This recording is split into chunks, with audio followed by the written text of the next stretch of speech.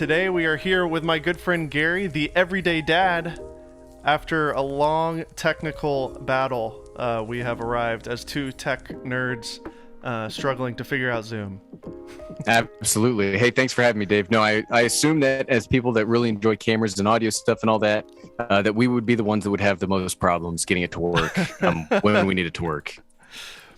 It's always something. It's like this thing doesn't connect to that, or you're maybe, we were trying to get your GarageBand to record while using Zoom at the same time, and the AirPods. And anyways, we'll always resort to a wire. That always solves the problem. When you plug it in with a wire instead of the wireless AirPods, we're ready to go. Well, Gary, a lot has changed since last time we talked. I believe when we talked last, it was like right when COVID hit, I believe. Yeah, I think so. Remembering correctly. Early 2020? Yeah, I think so. Yeah, I think it was kind of like, what's going on? Maybe this will be over in like a week or two. Right, and then 2 years later. But your channel especially has changed dramatically over the last year and a half. And then as long as I've known you, it's gone through like 2 or 3 facelifts, it seemed. How has the last year for you been, outside of course, the climate of, COVID and all that? Like, how's the YouTube life been for you? Oh, it's been crazy. I mean, whenever you start, or at least when I started YouTube, there was no assumption that anything would ever happen. It was just, hey, there's these things I'm interested in. I'm going to make some videos about it. I think I can do it better than some of these other videos I've seen. So there's never an expectation of maybe where you're going to end up. So I am continuously shocked at where the YouTube channel has gotten over the past, since we started. But, we have seen a lot more traction over the last, 18 months or so into like things that even in my first year when I hit 10,000 subscribers, that was crazy to me. Like that was a number that I never thought I would hit. And we just crossed like over 400 a couple of weeks ago. And it's every day I'm shocked. Dude, so YouTube has been great. A lot of work. There's been a lot of work to go into it to get us to where we're at, but it's been great. I mean, you can't complain about it.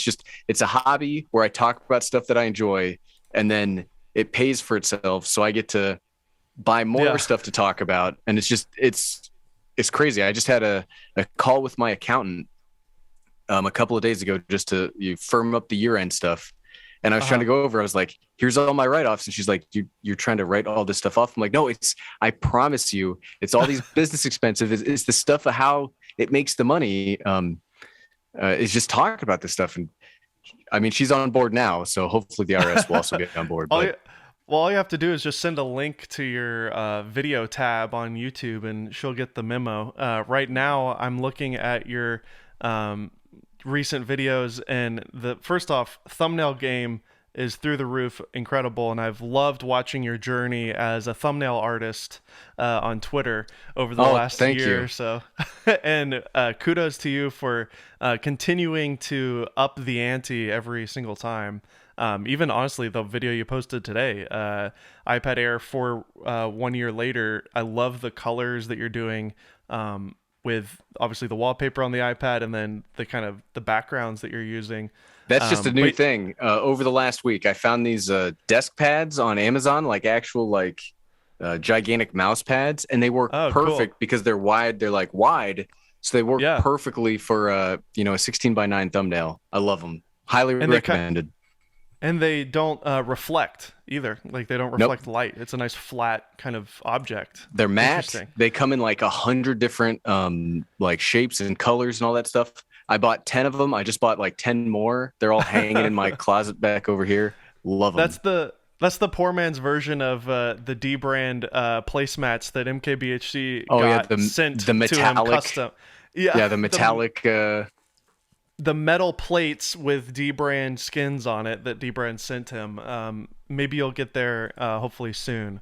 But this is a great way to do it. I love these colors, though. It's awesome. I love them. I'm blown away by them.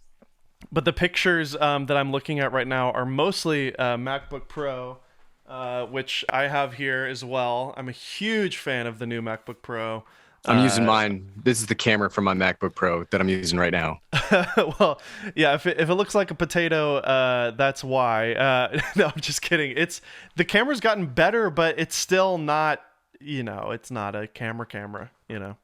Well, yeah, But but what do you? it's far better than what they used to have. And if we start looking at like webcams across all the computers, because I've got like 20 laptops in a closet like right over there. Yeah. They don't look as good as this, so I think it's a Yes. pretty good Huge upgrade. yeah, pretty big upgrade, because it used to be, we're talking about COVID. It used to be, oh, it has a webcam monitor. That's a nice to have. But anymore, Yeah. since even my day job, I've been working from home now for almost 2 years. The Wow, webcam and the dude. audio is now like way more important than it was just a couple of years ago. So I imagine Apple, they're leading a charge here with getting their webcams up to snuff, and I'm Totally. I'm sure the other companies cannot be very far behind them, because these are big purchasing decisions now. I'm so game for that. I think anything that you can do that adds convenience to a customer makes the customer have more joy when they use the product. Because, I mean, not only does it have a better webcam, but every time I plug in into this HDMI for my monitor, I'm thrilled. And every time I pop a SD card out of my camera and just stick it straight into the laptop, I just have a smile on my face. I'm just so happy that we're finally back to a computer that's usable with Right? ports and stuff. I love it. I love that they moved their pros to being a little bit thicker, to add all the ports back in. Now I'm still using my Mac Mini from last year, because I'm having some problems with Mac OS, the new Mac OS interfacing with my RAID. It's taken Okay. like long rambling story long. I'm still using my M1 Mini as my primary computer, but I'm very excited when, I guess, the new version of Mac OS, when it comes out next week, will fix a lot of those problems. Then I can start Okay. using my MacBook Pro 16 again, because it's ridiculously fast.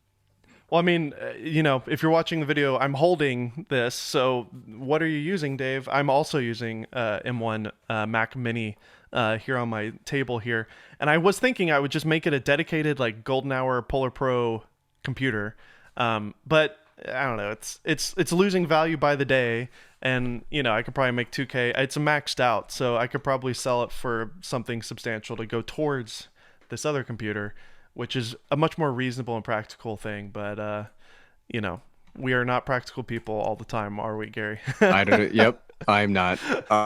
Nope. I make a lot of videos where I'm like, here's what I would recommend. If we were to think about our needs, but don't let Yeah. me. I think the words I used were, don't think of me as standing on top of a soapbox lecturing you, because I do not. Just look at my Twitter. I spend all sorts of dumb money that I regret. So don't use me as an example. I guess do as I say, not as I do. Kind of a recommendation. Now, this is a question that I'm sure you get asked all the time, and I'm pretty sure we brought it up in the previous episode. But just to refresh people, the Twitter handle, the username, Everyday Dad. Where is the dad in this? I don't. Other than you being a dad, what's the point of the Everyday Dad for you, and what have you continued to make it about? Because I know the actual story. I want you to Oh, rephrase it now. well, so I guess it just means me. Like, originally, the Everyday Dad was supposed to be, the channel was supposed to focus on, like, I envisioned it as like a TV show where you'd have seasons, and every season I'd get into a new hobby and go through it like that. It's just, hey, the Everyday Dad. That's where the whole, like, if I can figure it out, you can figure it out thing came from. Yeah. Where it was like I was going to learn something, we were going to go through this, path together, and we kind of did that. Where the first couple of videos were about 3D printers, then we moved to motorcycles, then to drones, doing that. But then it kind of streamlined itself, where it just, the Everyday Dad just ended up being me. And then I'm just, I see there's been or at least there used to be. I haven't seen too many folks doing it now. There was a big move towards, personalizing channels, using real names, all that stuff. I really like the quasi anonymity of it. Yeah. So it's just like the Everyday Dad is just me. People are always like, "Where are Yeah. your kids at?" And I'm like, "Well, I have a 9-year-old. He used to be in the videos every now and again, but he's getting much bigger. And so Uh, it's like, I don't necessarily want him on the channel, because he could grow up 10 years from now and be like, oh, I definitely did not want to do that. And it's like, buddy, it is too late. You are now on the internet forever. Like there's no Yeah. going back. Um, so yeah, definitely a dad. I get that question a lot. Are you even a dad? It's like, I am a dad. I'm looking at it. I'm pointing over here because this is his little gaming setup that we Oh, built him a cool. PC that he gets next to my like work desk. And but yeah, so it was gonna be lots of hobbies, but then it was like well, I kind of just have one whatever I'm interested in at a time. It's always gear. I've been a gearhead for as long as I can remember. Whatever my Oh yeah. fascination is, whether it I was really big into triathlons for a couple of years, all the stuff we talk about on YouTube, all that stuff. So it's whatever gear I'm interested in at that moment is what we will talk about on the Everyday Dad. And then it kind of bled into Twitter where it's crazy. To me that I was able to get verified on Twitter, but I changed my name to just Gary. So it looks like I'm the only Gary on Twitter because I get the little That's true. like every other Gary on Twitter is now co-opting my brand because I am the Gary. I'm not a Gary on Twitter. I'm the Well, Gary on Twitter. I got the there's blue a check very mark to show it. well-known Gary V, obviously, would be another popular Gary, but he's left his whole Vaynerchuk in the title there. So yeah, you are Yep, the I'm Gary. Gary. I'm the Gary, not a Kind of Gary. like, I'm the Gary. well, I remember like Casey Neistat somehow obtained at Casey, which is like super cool. If you could also get at Gary, I mean, that'd be Who is? nuts. But Is there an at Gary? Let me. I've looked up for myself. I've looked up at Dave, and he's like this rich guy. Like I was like, yeah, there's no way. Like he probably gets emails every single day. Yeah, there is an at Gary, but he hasn't posted in like over a year. Maybe I need to see if I can snag at Gary. I may, Oh I yeah, may, you're right. Yeah, I may have to do that. Google May give it Cloud. a shot. Interesting. He's a Google employee potentially. So that's why he got in early on Twitter. Yep, smart. Yeah, I Oh, wish. I had a Twitter account like right when Twitter first started. Mhm. Like way back in 2007, I was running a fitness blog, Uh huh. and I had a Twitter account. It got up to like 1,000 followers, which was blew my mind. We still did like follow Fridays were Oh like a yeah. big thing. But then I abandoned it. And then I think back to some of the people that I follow now have like hundreds of thousands of followers. And it's like, Uh I knew that I knew them at the time. It's like, what would it have huh. been if I'd been doing the internet stuff, from 2008 instead of Yeah. 2017. I feel proud, and Twitter for me is the oldest one for me. I joined February 2009, and I never, got rid of it. I did change my username from Dave Mays, which was my magic name, to my actual name, which is Dave Altizer, because I was like, I'm just gonna go by my real name. And then when I became a YouTuber, I was like, people can't remember my last name. I'm gonna go back to that. And so I had to buy back my username from some guy who owned it, and it was like a really dirty, bad account. So it wasn't good. And so thankfully he gave it to me for 150 bucks. I thought that was a fair deal. Nice. But anyways, so obviously over the last year, if you just do a quick scroll on your video feed, it's a lot of Apple stuff. Um, you mentioned that you do basically your philosophy is just doing what you're currently interested in.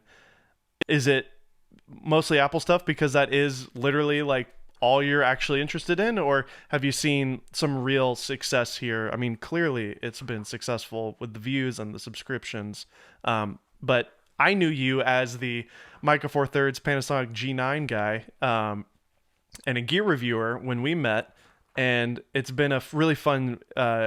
It's been really fun for me to watch your journey to essentially just shift over from camera stuff to now tech stuff, but they do kind of go hand in hand together. You still talk about cameras, but I don't see any, Sony A7 IV reviews on your timeline. You know what I mean?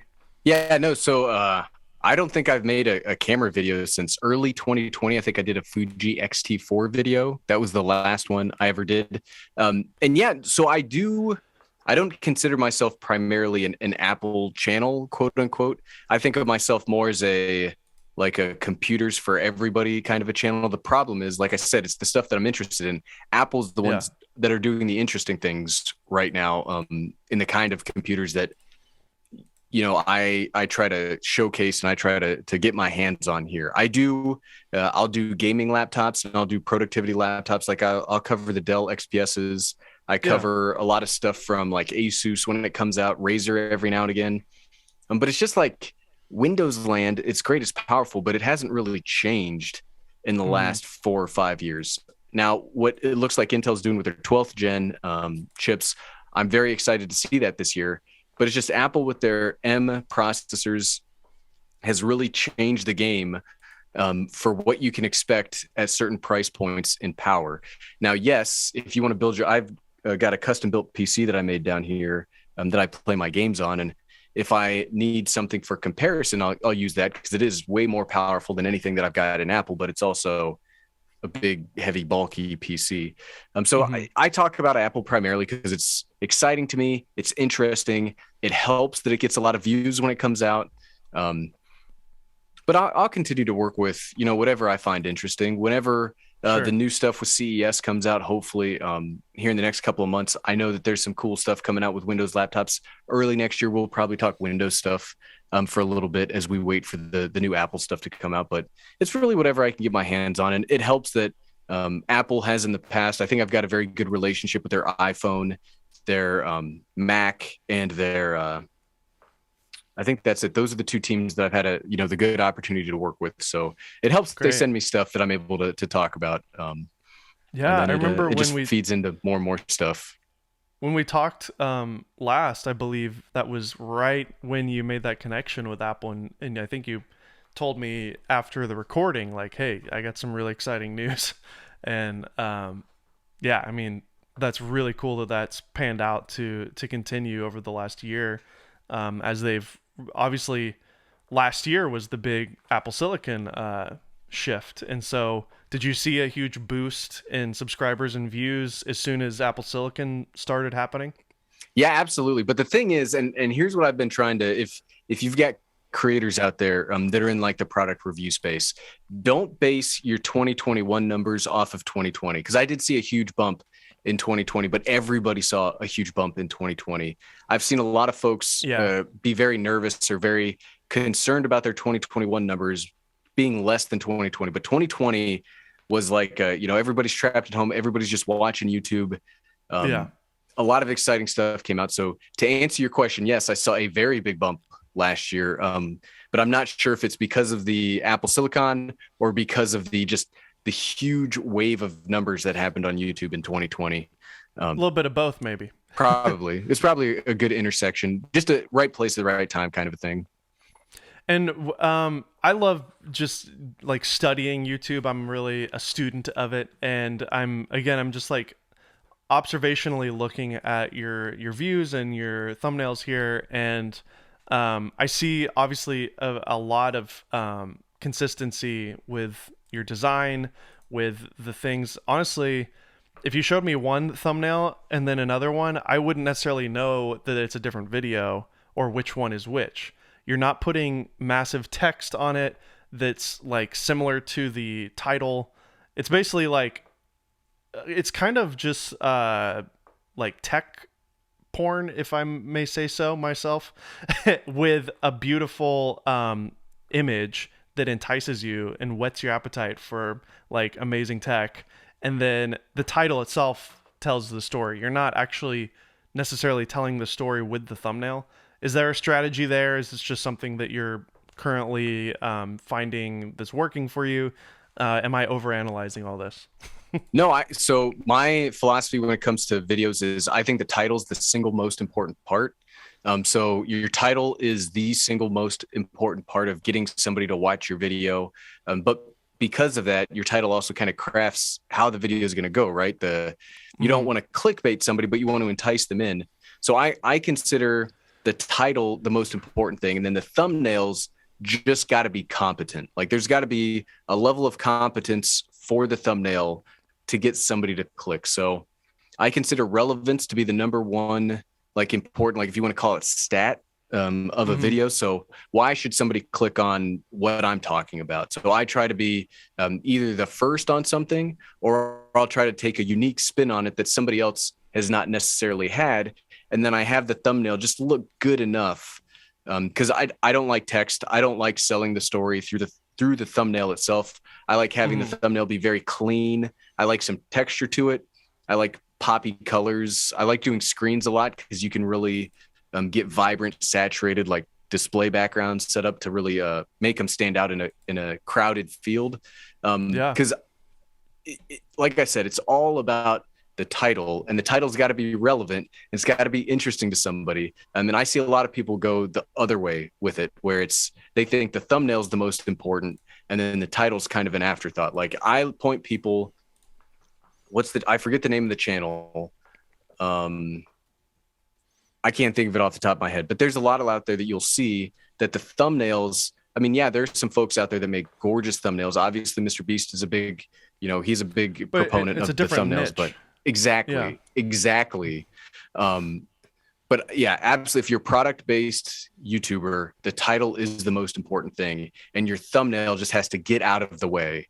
So Mm. I wouldn't necessarily go crazy on it, or I see a lot of people do the shocked face thing, or that works for some folks. Hey, Um, that works for some folks. I just, like I said, I like really clean. like I like the image to be as big as possible. So if somebody's scrolling, they see, hey, this is the title that I'm looking for. Here's the thumbnail. It shows the product, and then it's got like some kind of a yeah. snappy background. I was using my desk because I liked that rustic wooden look, but I'm kind of over that because I was doing that for a year. Um, so it's long story Yeah. long. The title. If you can only focus I on one love that. thing, focus on the title. Yeah, I mean, if you start comparing all sorts of different tech reviewers, even MKBHD, with as recognizable as his face is, there's a lot of thumbnails that he's doing where he's not even in it, and it's that same philosophy. But then you look at Linus Tech Tips, and it's shock crazy face for every picture. Um, so I guess it's just almost like what you tailor your audience to expect in a way too. Um, but yeah, I mean, I think a lot of the YouTube educators out there obviously say, statistically, if there's a face in the thumbnail, blah blah blah.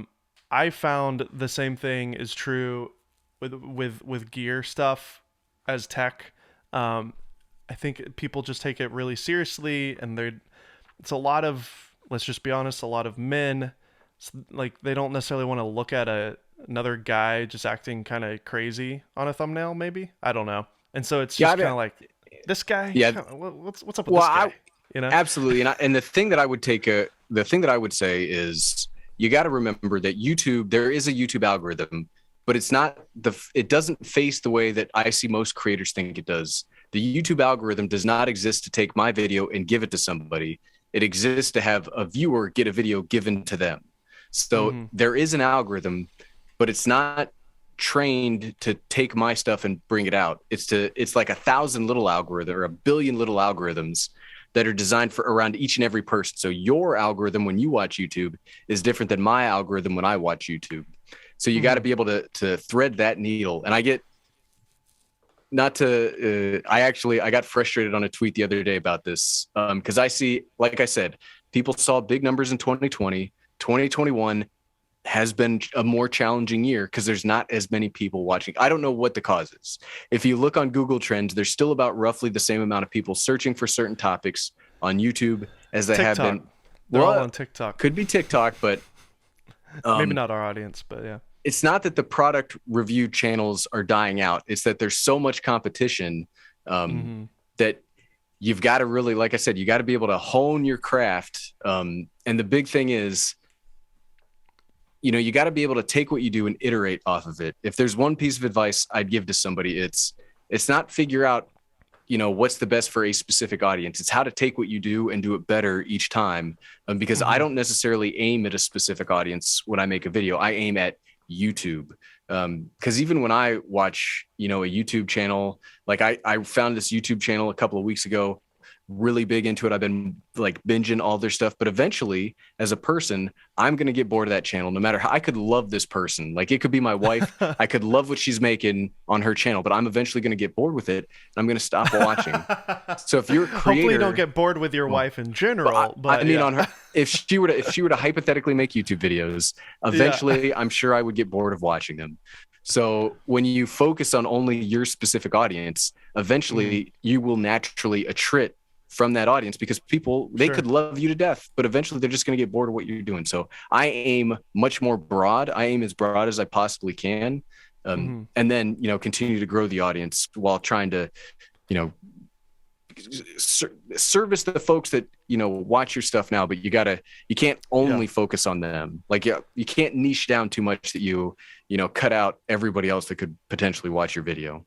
Well, it's clearly working because you just hit, like you said, you just hit 400,000 subscribers. And I can see that, like, as you say all this, I can totally see that now as I kind of analyze your channel.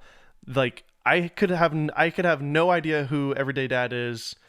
One of these thumbnails is going to pop up on my home feed. I read that title, the perfect M2 MacBook Air question mark.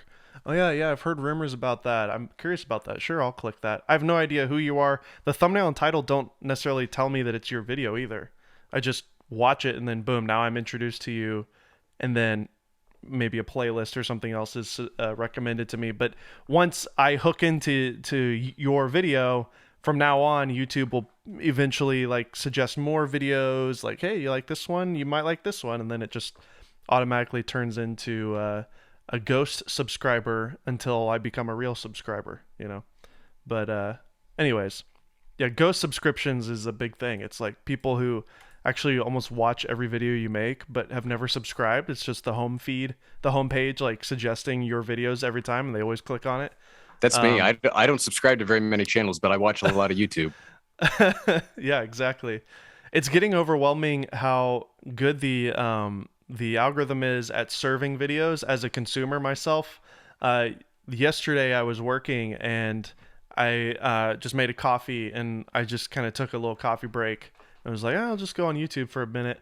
I saw like 5 things I wanted to watch, and I was like, I clicked on this, and I made sure to save a watch later and another watch later, and then I opened another one up in another tab, and I was like, all 5 of these videos are so interesting to me, and it's just nuts, and it's like all over the map too. Like the Elon Musk interview from yesterday. I don't know if you saw that with Wall Street Journal. I really wanted to watch that. That was hilarious.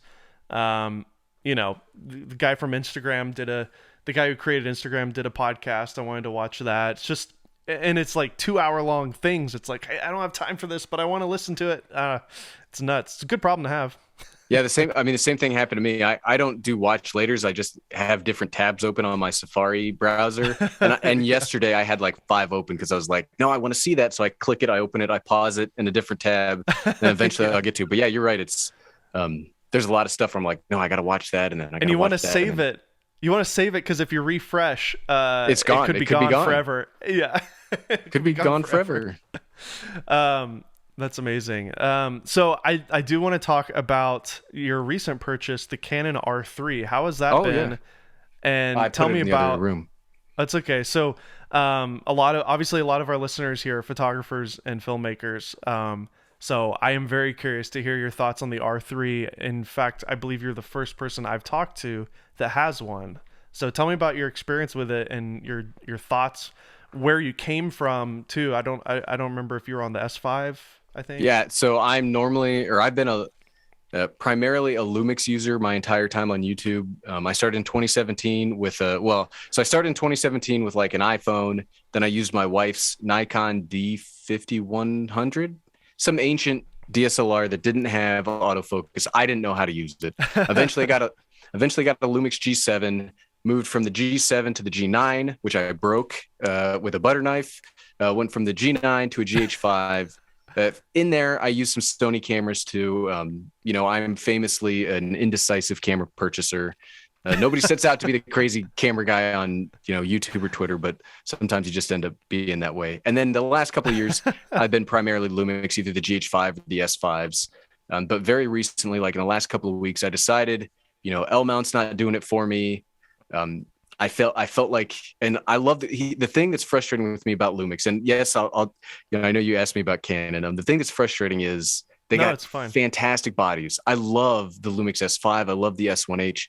The colors are beautiful. They're great to use, but Yeah. there's no ecosystem.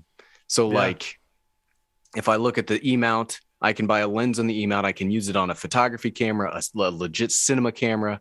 I can use it on so many places. But if I buy an L-mount lens, I got my L-mount shelf right here. Uh-huh. I can't use it on anything. I can only use it on the S5 or the S1H. So I just in Yeah. the last couple of weeks I decided that's it. I'm going Canon. So I purchased the R3. I've got an R5 and I've got a C70 coming here in a couple of All days. right. So That's what I'm rocking right now. oh, I that love the C70, I'm dude. so excited. It's been so there's some things that I don't love about Canon, but I thought about Sony, but every time I buy a Sony camera, I get frustrated because my cameras live plugged into monitors, and Hmm. Sony Alpha cameras do this thing where you plug it into a monitor with the information on, and it's not a crop, but it has these big bars on the side, so Yeah. it drives me absolutely nuts. So I decided Does on the Canon. Go does the ahead. A7S III still do that? Yep. Because Oh my the gosh. last year I was going to move to the A7S3. They all do it. The only ones that don't do it are the FX6 and the FX9, or I assume the FS7 and FS5 are the same way. I've never Yeah, used those, but but not the FX3 because that's just an A7S with the EVF chopped off. They I just happen to was call it a cinema camera.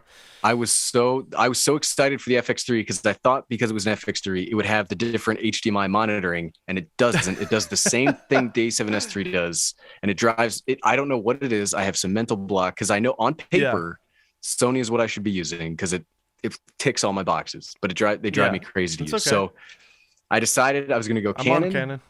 Yeah. because their lenses are just so like the 24 to 105. I And love the 35 RF 18 is probably my favorite lens ever made.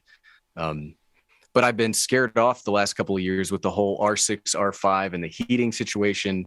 yeah. So I was like, I'm not going to do it. But then I saw the R3 came out that does not have a recording limit, does not have overheating. And Yeah. I called a camera store, a local camera store. Well, it's 2.5 hour drive. So I don't know how local it is, but I called him up.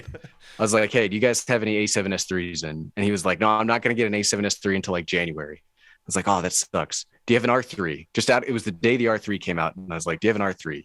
He's like, yeah, we had 3 come in. We sold 2 of them.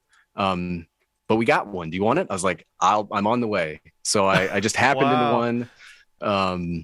But I like it a lot actually. Cause I never used a 1DX or when I was still doing camera stuff, B&H Photo let me borrow a 1DX Mark III. It's too big. I don't like EF glass all that much. I like RF. I like mirrorless Me too. Yeah. more than I like SLR stuff. So I didn't like the 1DX, and this was before the M1 Max came out. So trying to shoot the H.265 on the Yep. 1DX3 caused my computer to like grind to a halt, which Oh yeah. sucked. Um, but now I think it's an amazing size because it's just big enough to not be too small as like sometimes mirrorless bodies are, but it's not overly big like a cinema camera can be at times. The C-Log 3 has been great. I've just been using the Varicam LUTs. I use the Varicam LUTs on basically everything ever. Uh-huh. So I use those with the C-Log 3 that I'm shooting in, and it's just been the autofocus has been great. It has the best pass-through audio that I've ever seen on a camera. All I do is, and I've used pass-through audio for years now, but sometimes you gotta like finagle it, or like when I was using it with Fuji cameras, when I was using the X-T4 for a couple of weeks, I couldn't do pass-through. I just have to record audio and then the video separately because I like using XLR microphones. And it's not that What hard to when you say pass through, what do you mean by that? like take the recorder, plug the XLR into the recorder, plug like the Hmm. 3.5 millimeter from the recorder into the camera, and just From the headphone jack or something? yeah, it's got like a 3.5 audio out. I use the Zoom F6. Um, Cool.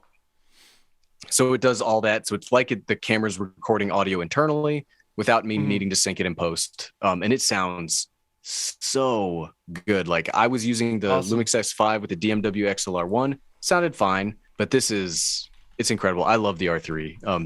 It's been one of my favorite cameras I've ever used, and you can tell that because I am an indecisive camera person.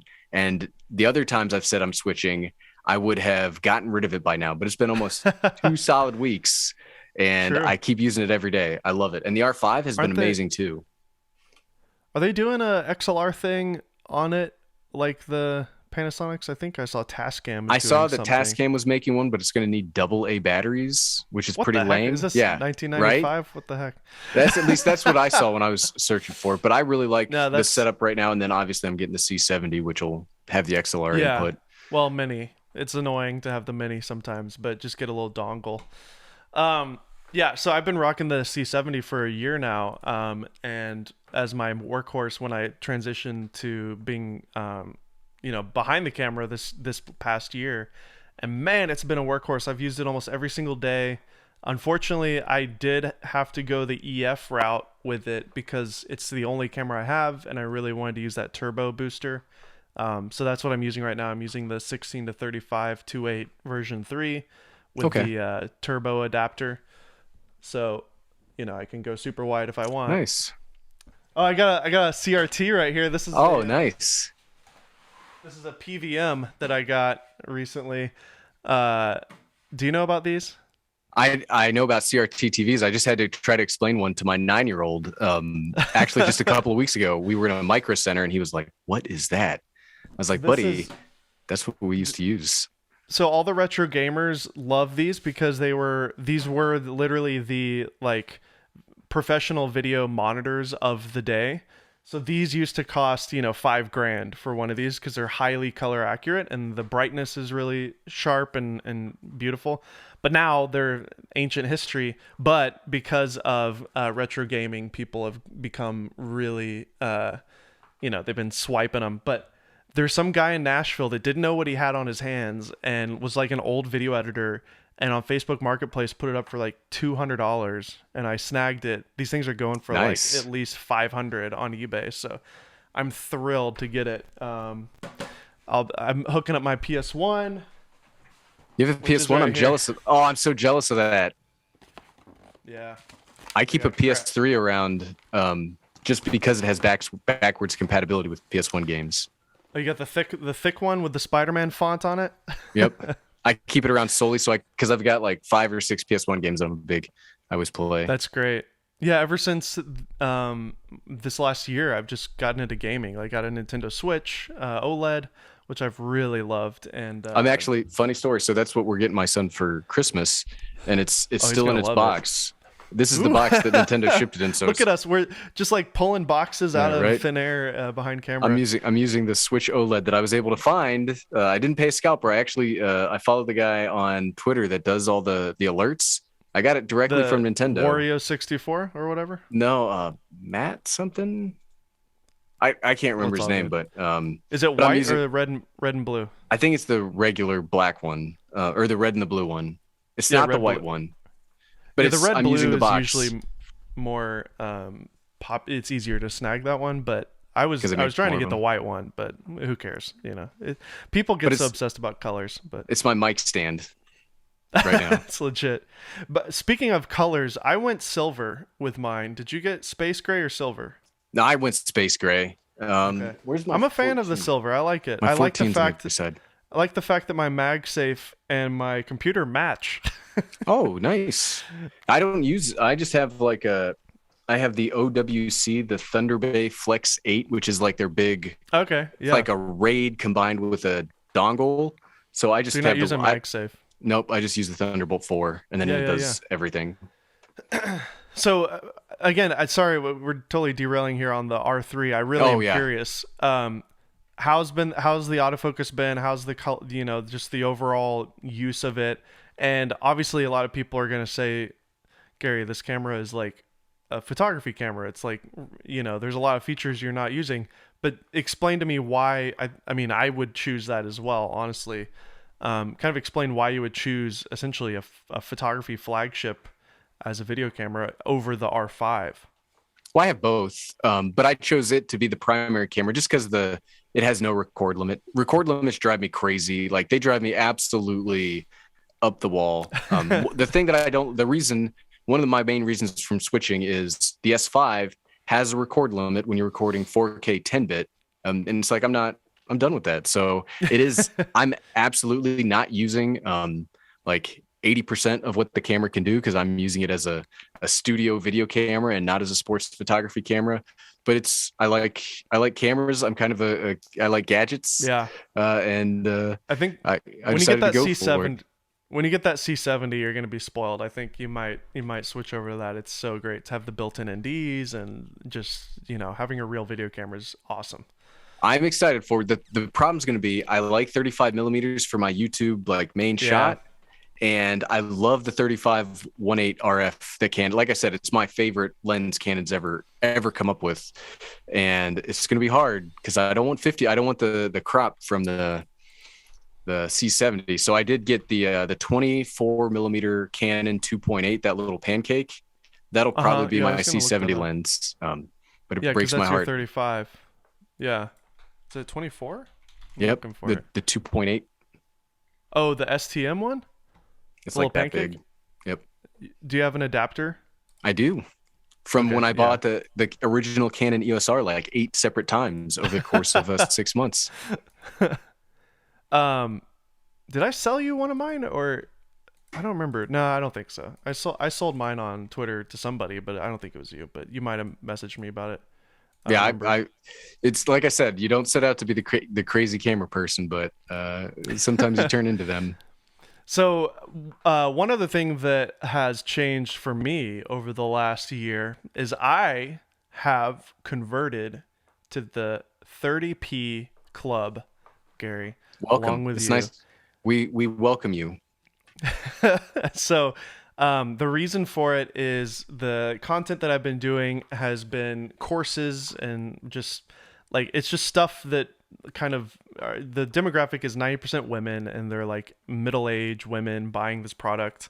And I was shooting a lot outside and moving around a lot, handheld footage, and 24p just looked way too choppy. It was just way overkill. And I experimented with 60 and it just looked a little too much, I don't too like 60. jello-y. It just looks wrong for some reason. But when I went to 30, everything just felt so right. I lost that choppiness of when I was going handheld, nothing felt choppy. And then my eyes just adjusted to it and now anytime I see something shot at 24, I'm like, "Why? This looks so choppy."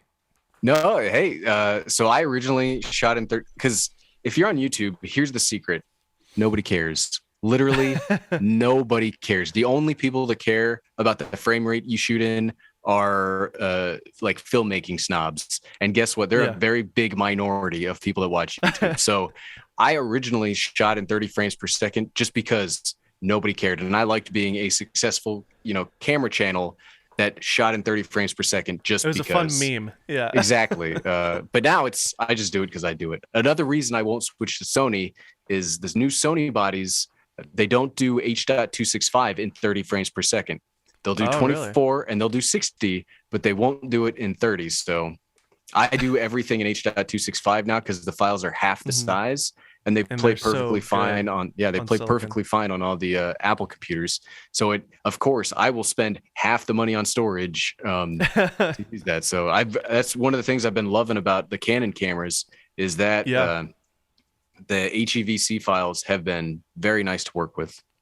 Yeah, you'll find the C70. That's what I use. It's a 10-bit 422 HEVC, which is awesome. It's like and people are like, "Oh, shoot long GOP. That's the best one." I'm like, "Why?" Because it's four times bigger? Like Yeah, it's like I don't want to carry around 512 SD cards. I like a whole YouTube video of mine used to be like 100 GB for mhm. all of the main shot, all the B-roll, and now it's like 20. Like it's It's a substantial reduction.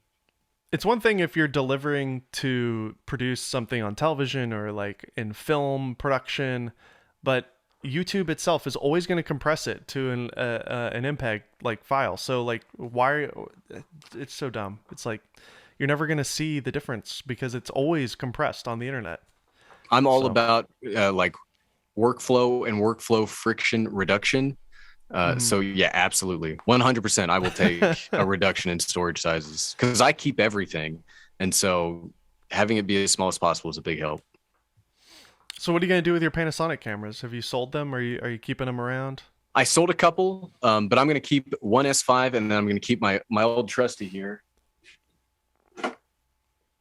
My GH5. This guy Number five, basically right?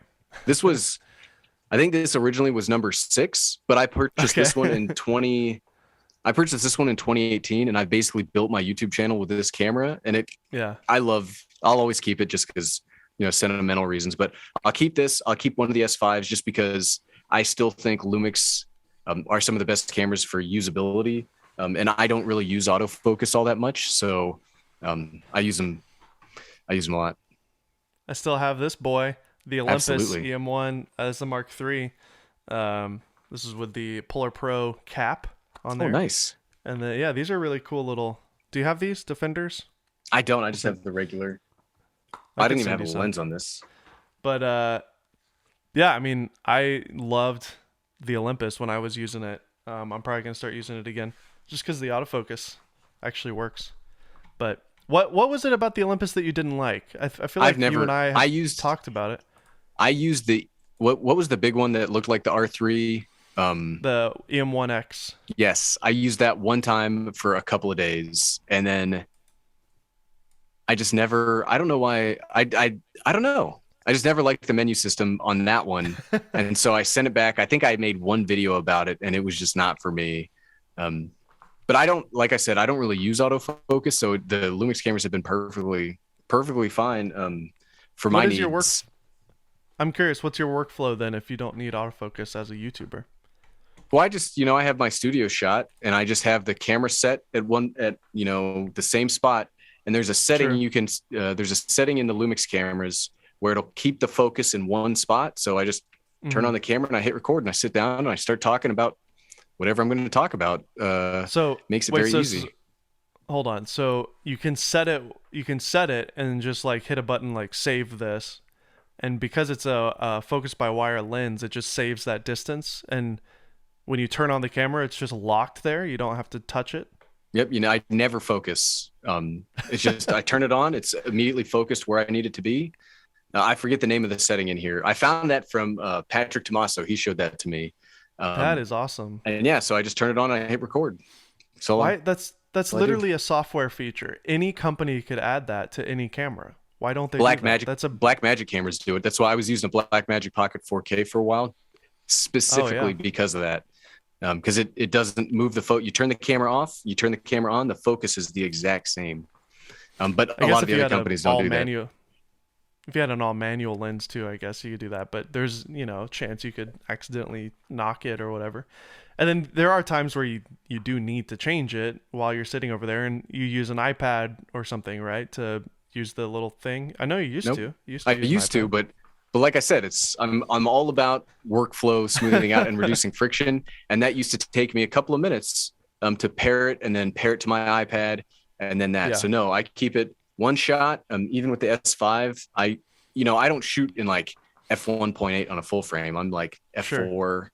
F4 is basically what I do everything in. So if I'm in front of the camera, I know where the focus is going to be. So I just set it ahead of time, and then that's Nice. where it's going to be forever. But now it has been nice having a Canon camera where I just turn it on and the autofocus works. So now I shoot in 2.8 on the Canon cameras. And It has been nice. this face only thing is nuts too. Like I can always I know that it's not going to just like lock onto my microphone here because it's looking for my face. And that's why every time I hold something up I mean unless I cover my face, if I hold this up over here, it's not going to focus on it cuz it's staying on my face or whatever, which is really nice on the C70. Um Yeah, I'm very excited. It should get here tomorrow. I'm ooh, pretty excited about it. awesome. We will hear about it on Twitter. I'm sure you will. I notice on your YouTube page you only link your Twitter, not your Instagram. Have you completely like given up on Instagram? Do you use it at all? Well, I had an Instagram, but I never really took it seriously.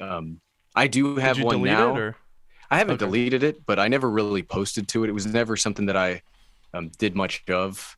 But I have just in the last couple of weeks. I had a channel where I talked, or it used to be a series on my channel called "Reviewing the Cheapest," Yeah, where I would talk about cheap stuff. I haven't had the time to do that. However, I started thinking about all these like short videos and all the vertical video stuff that's going on. So I yeah. started it back up where now I have an Instagram for it, a TikTok, and a YouTube Shorts channel, because you could just make the one piece of content, and then you can put it out on all three platforms. So I have an Instagram now, but it only, how many followers do I now have? I have 30 followers. Well, 31 followers. I'm sorry. Somebody just followed me a few minutes ago. That's awesome. Yeah, Well, we'll link it in the it's show been great. notes. Well, no, I'm not publicizing it yet. I want to see. So these the vertical video stuff, I'm giving it 30 days to bake on its own, just to see like how it is to try to grow something totally organically Okay. in 2021. So right now, I've been doing it for a week. I've got 6 posts on Instagram with 31 followers. On the YouTube Shorts channel, it's kind of cheating because it was a pre-existing channel with 2,000 subscribers. It's Okay. gained about it's gained about 30 followers, and then the TikTok has been wild. The TikTok is only a couple days old, and it's got it decided to not work right there, and it's got 6,200 followers and Dude. 40,000 likes. That happened in 6 days. So I have a TikTok channel that I'm starting in January. I'm really excited about. It's a retro gaming thing and a gaming thing. There's way too many users and not enough creators. Still, like the balance is off. So if you're a creator and you're not on TikTok, try something. Like try something that you know will work. It obviously short form stuff is the you know, doing a 20-minute review isn't going to work there. It's a different type of content, different kind of storytelling. But if you can figure it out and you think you can make it work, get on there. I mean, there's so many people. It's been like a lot of blowing fun up on TikTok, and it's fun. Like I said, Yeah, it's I've really only fun. done it for 7 days now, and I got one video that has over 200,000 views, and that's where all It's these awesome. followers are coming from. Like, well, yesterday I woke up to 40 followers, and I went to bed with like 5,000 because just that one video. But I'm I'm still not, I'm trying to figure out the monetization strategy and all that stuff, because obviously YouTube has a, when you make the regular YouTube videos, not the Yeah. shorts, there's a, AdSense, all that stuff. So I'm working on figuring out the monetization strategy on My TikTok, but theory, it's been incredible. there are people making a killing on TikTok, but they're people with like millions of followers, and sponsors are paying for ads, on the channel. I don't know. TikTok. So the whole reason I started this, I'm sorry to interrupt you, but I No, got no, it's fine. excited. So I read was it a Verge article, or it might be on this computer. So there's a a TikToker that does Excel stuff, and she calls herself Miss Excel. I read this on the Verge, where she's been doing it for about a year now, and she makes like she just had her first 6-figure day a couple of weeks ago, and she sells an Excel course. Like Excel girl TikTok. Miss Excel. Okay. Where did Zoom And go? it's literally just about Microsoft Excel. That's all it is. So Huh. I think if you have a product you can sell, because the volume of views you can get on TikTok, it could be Sh- very big thing. So, wait, okay, so you're saying she made money selling the course? Yeah, that's all she does. Is she Yeah, sells. yeah. She makes. I've only, like I said, it's been a week that I've been dabbling in TikTok, Brilliant. but Brilliant, brilliant, her brilliant. story. So I think I agree with you. I think there's a lot of views out there to be had because it's a very popular platform, and because the way it works, it's all short form, and people, just keep scrolling through it.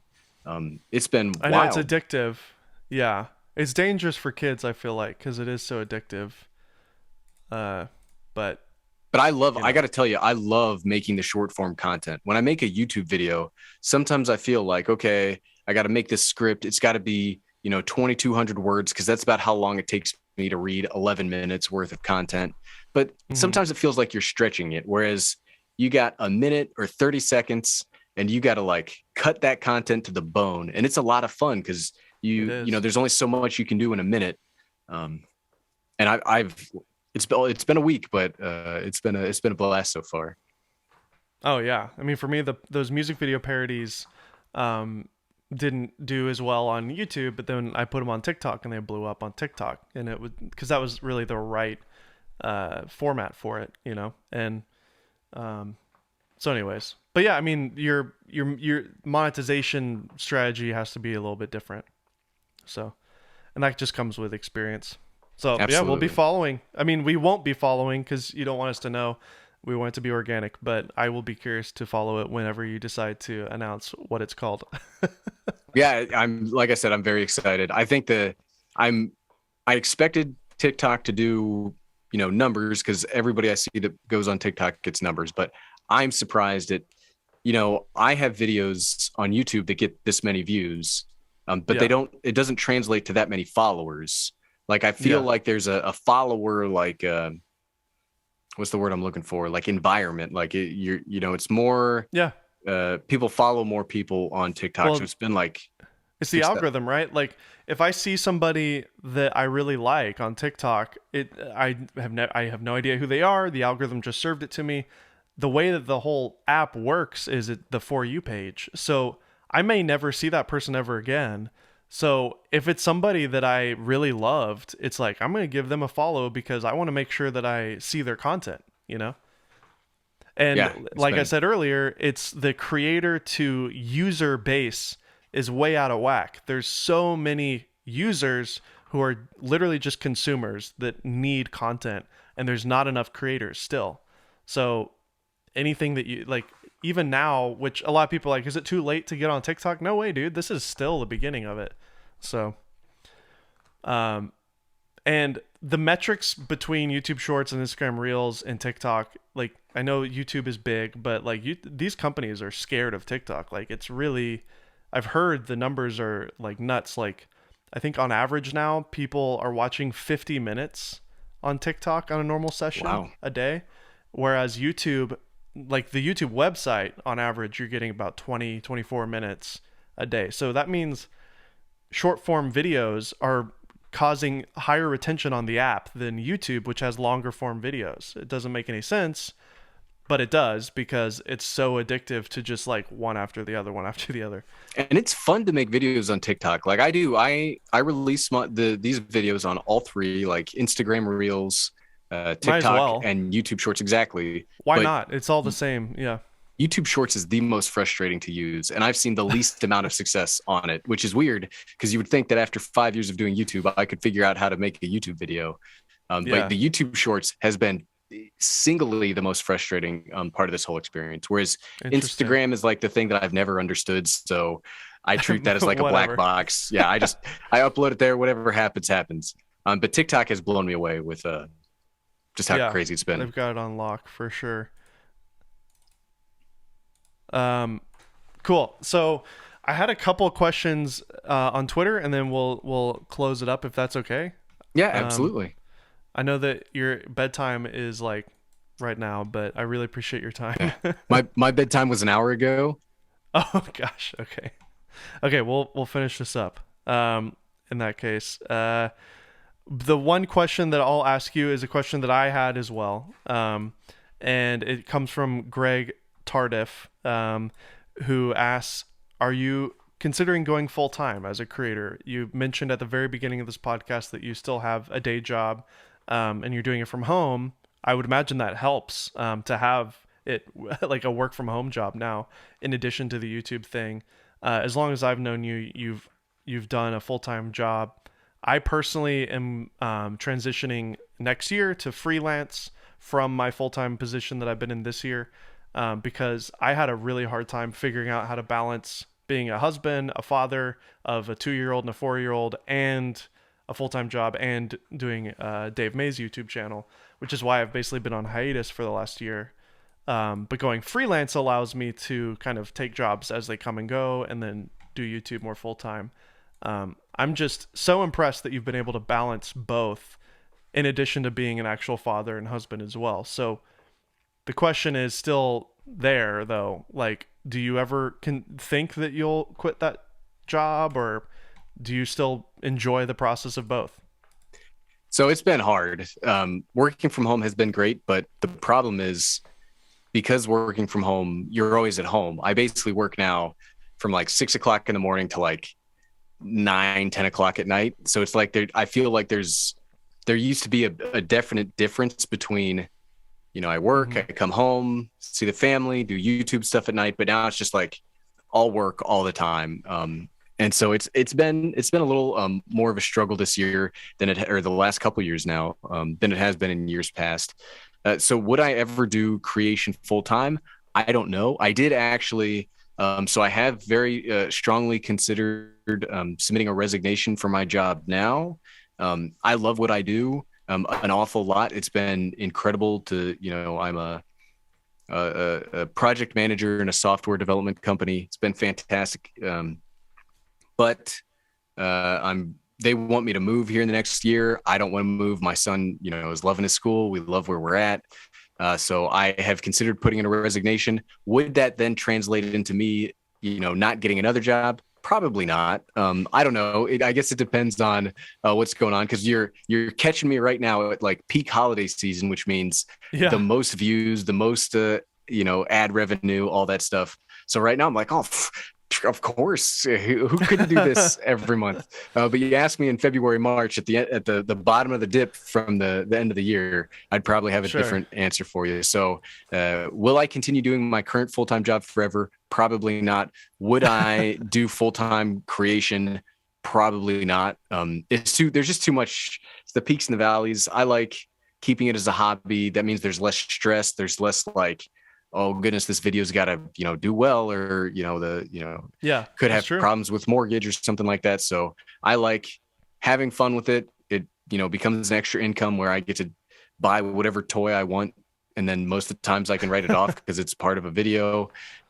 But then you got your separate thing where you got your professional day job where that's the security and the financial stability a little bit. So I did Yeah. not give you an answer. The No, answer that's is okay. it depends. It depends. The We'll see. question when the question comes up and I have to make a decision, it depends on, I guess, how the numbers are doing at the time. Sure. How we end up making that call. And I'm curious, I mean, where in that 6 a.m. to 9 p.m. do you get to like stop and rest and be with your family? Do you take the weekends off? Do you try to balance that? Because I think a lot of creatives struggle, myself included, with that work-life balance. I take Saturdays off. Saturday is the one day I take wholly off from everything. And it's actually harder than you might think to take a day off when you're used to going all the time. Because there'll be a lot of times where I'm like, I'm not doing anything. I could get this, like, I could get my script done for tomorrow. It'd be really nice. I'd be ahead. But no, Yeah. Saturday is the one day that I just wholly take off and I'm with the family. And then, like I said, my son has his gaming rig down here. So he and I hang out a lot during the day. That's Because cool. we're all at home, I walk upstairs. I see my wife all the time. That's been the good part about working from home is, normally in a normal day, I would have been able to spend like 30 minutes to an hour with the family, between the commute from work back, eating dinner, hanging out for a little bit, then doing YouTube stuff. Maybe we get 30 minutes to an hour a day. Now we get so much more Yeah. because I'm home. So that has been nice, even though it's, I feel like it's burning the candle at both ends for Yeah, work, totally. at the same time. Well, I don't think you're the everyday dad. I think you're the exceptional dad. Gary, thank you so much for being on the show again.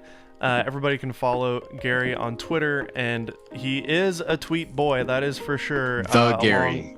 The The Gary. Gary. The only At Gary. Everyday Dad. Gary, thank you again for being on the show today. Really Yeah, appreciate it. absolutely, Dave. Hey, thanks for having me on again. I really appreciate it.